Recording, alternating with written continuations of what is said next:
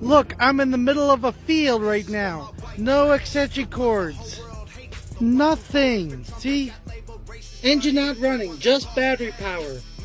Fan, high. Wait until it's up to speed.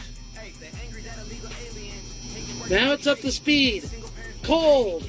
Do you hear the compressor kicking on? It's working. It's working right now. No extension cords anywhere. Only one battery under the hood. So tell me, how is this BS? How am I faking this? Oh, maybe I'm faking on this too. That's my fuel. That is my homemade diesel fuel.